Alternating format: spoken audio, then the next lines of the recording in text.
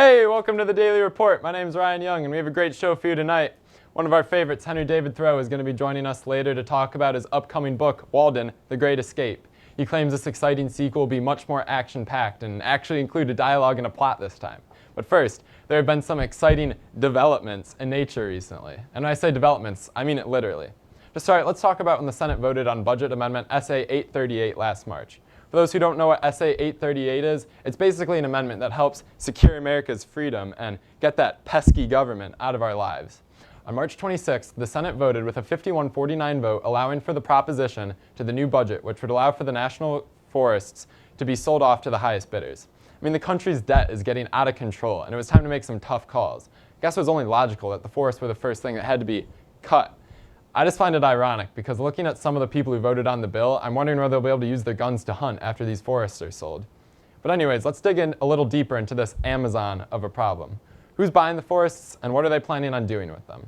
Well, the two groups that have been lobbying the most for this amendment to be passed are ExxonMobil and Americans for Prosperity. Now, we all know who ExxonMobil is, the gas company, but who is this mystery group, Americans for Prosperity? Turns out that Americans for Prosperity is a political organization created and funded by the Koch brothers. The Koch brothers? Never heard of them? Well, in that case, roll the clip. The Koch brothers are the poster boys for the 1%. I feel that Koch is responsible for my daughter's death. You buy yourself a Congress that has single-handedly tried to eviscerate and gut environmental regulation across the board. The so-called Keystone XL pipeline should be called the Koch brothers pipeline. It is going to take the dirtiest energy, the so-called tar sands, and bring them down the United States. Wow. That was the most scared I've been since the haunted house I went to this October.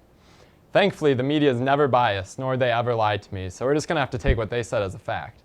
But in all seriousness, it is true that these Koch bro-tatoes have extraordinary political influence in American and worldwide elections. By donating hundreds of millions of dollars to politicians every election cycle, they're able to guarantee that people in the government support their views.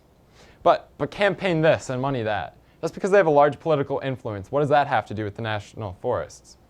Well, not only do they play the political game, but they also run the second largest privately owned company in the United States. That also happens to be the 14th biggest polluter. Known for exploiting natural resources, it wouldn't be a surprise to me that if when the forests are sold, Koch Industries are the first to buy them. And quite frankly, I wouldn't be surprised if in a couple of years they sold the forest back as deserts. But moving from the forest, let's talk about canyons.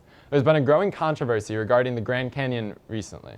The organization, the Grand Canyon Escalade, is trying to build a $1 billion mall in the heart of the Grand Canyon. This mall will come complete with an IMAX theater, fast food restaurants, 2,100 housing units, hotels, boutiques, stores, swimming pools, basically anything you want as long as what you want is not natural beauty. This massive complex will be so large, in fact, you'll be able to forget you're even at the Grand Canyon. Mostly because it'll be unrecognizable once this project hits it.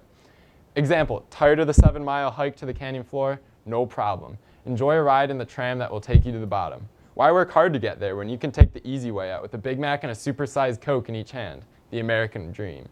Builders of this project promise massive amounts of money to stream into the area once it's done. Thankfully, the only negative effects are the destroyed beauty, the destroyed ecosystem, and the destroyed truly natural wonder. Worth it, right? I mean, why take your picture here when you can take your picture here? Makes sense to me. I'm sure anyone who's been to Niagara Falls is worried about this, though. Why Niagara Falls? Because it's beautiful. At least I'm sure it was. Now, not only is it known for the biggest waterfall in the world, it's also known for the biggest population of white trash as well.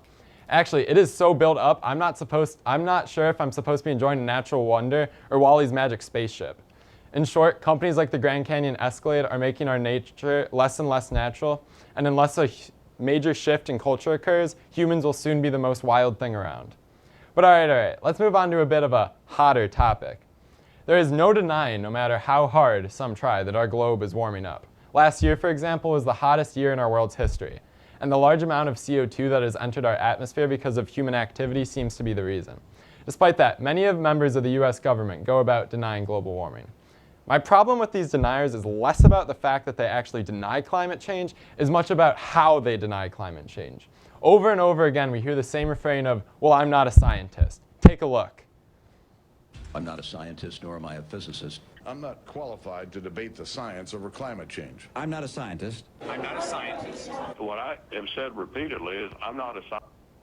See, it doesn't look like anyone's a scientist.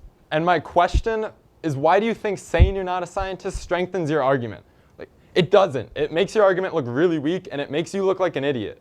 It'd be like me walking into a hospital and telling someone with cancer, well, I'm not a doctor, nor do I have any medical experience, but as far as I can tell, you don't have cancer. Why would that person ever listen to me when I just told them I'm not a doctor, nor do I have any medical experience? Why do you think that's a good idea to preface your argument by saying I don't know what I'm talking about? To easily combat their argument, I can say I'm not a scientist either, but last time I checked, it didn't take a PhD to read a thermometer. And also last time I checked, 97% of scientists say that global warming does exist. So the people who act like there's a debate over global warming need to stop. What we have is a very real problem, and it's time we start working on a very real solution instead of denying the issue. But I'm no congressman. To the American people, it is time to make a choice. When looking at these issues, those of selling protected lands, exploiting the Grand Canyon, and denying global warming, it's easy to feel small and unable to help. But this is so far from the truth. Write, email, and call your representatives, and if they still refuse to listen, vote for someone else. We are the people and we can change things, but not if we don't fight for it. And I believe this planet's worth fighting for. So that's all the time we have for right now. We're going to take a quick commercial break, but we'll be right back to hear from Dave Thoreau. So don't change that channel, because this is the Daily Report.